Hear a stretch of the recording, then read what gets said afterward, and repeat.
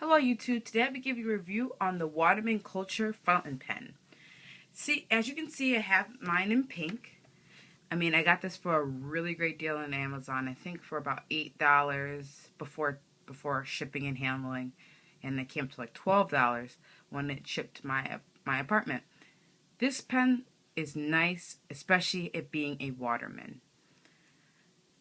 As you can see, it's a plastic and it's transparent. You can see my standard international cartridge in here. The body of this pen is not cheap. Waterman really doesn't give you cheap. They give you some good quality pen, but for me, this pen was on the lower end of my collection. When you uncap the pen, you can post the pen like so.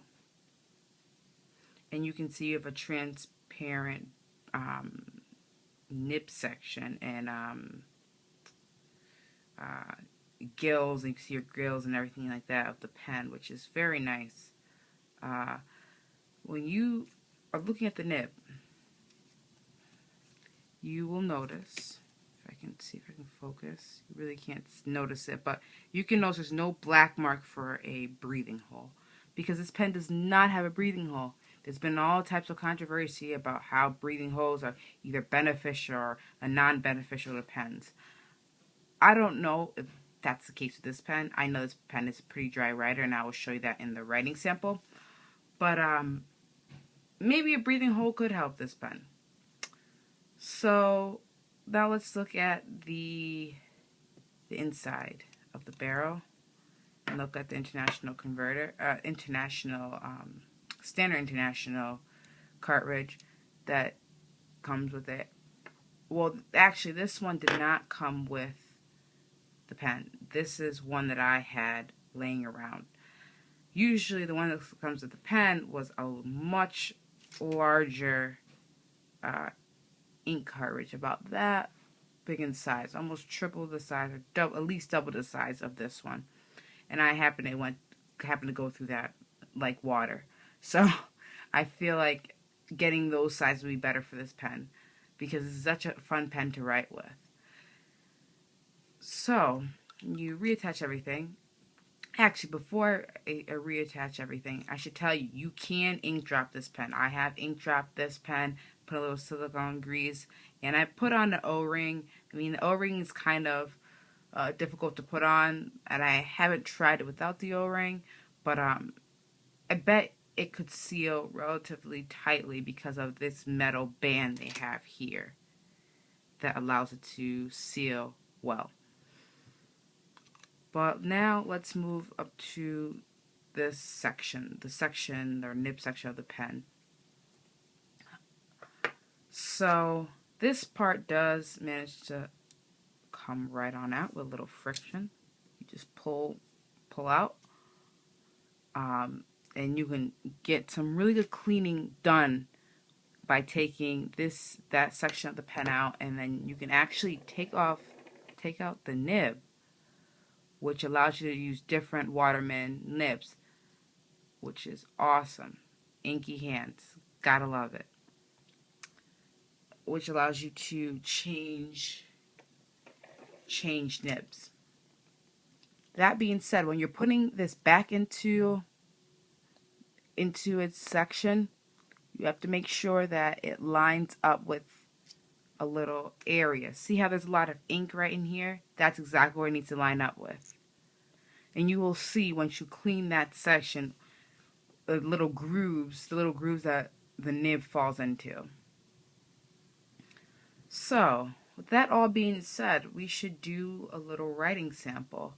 Mind you, I haven't really inked up this pen that much, and you can kind of tell when the ink is really starting to flow through the nib, all based off of your gills that you can clearly see. So let's just give it a go. Give it a little shake, see if that will help with the feed. This pen could be a hard starter sometimes, even with it fully, inked up and it being used quite often. You have to constantly drag it over the paper, and It takes some warming up for sure. But I always try a little trick. I try to just get the ink to even just come out this way, and so once it comes out that way, I see if that has caused the ink to flow. And as you can see, it's still having a very hard start right now. They have said on different websites like Fountain Pen Network that this pen can be a dry writer, and after plenty of use with this pen, it really is a dry writer. It's very dry. Not something that I personally like. I like a wet pen. Oh, we getting some color. Here we go. Keep it going. Ah, there we go. Now we finally have it writing. So once we have it warm, let's start the writing.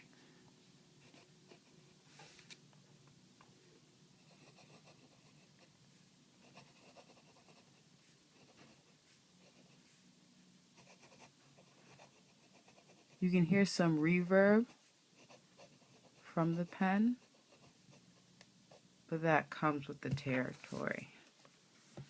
Due to the fact that it's a fine nib.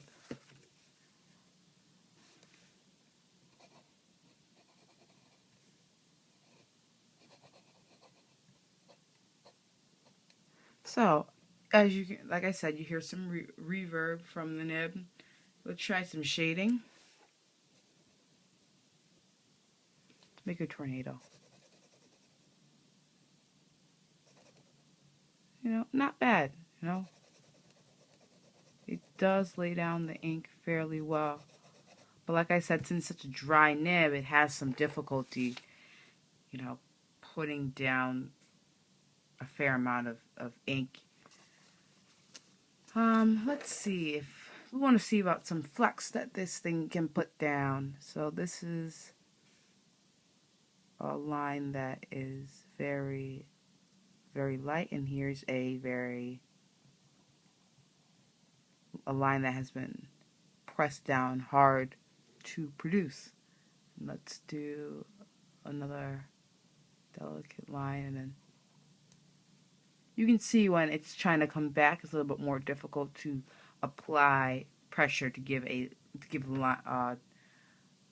nice showing of line variation. So I think it's really how you hold the pen and you try to show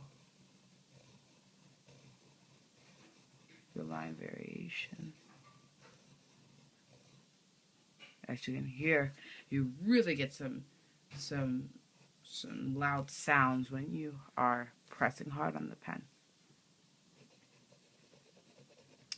But that's all I really have about this pen. I would give it for the price range of only, for me, paying $11, I would say this pen definitely gets an 8 out of 10. Maybe actually an 8.5 out of 10.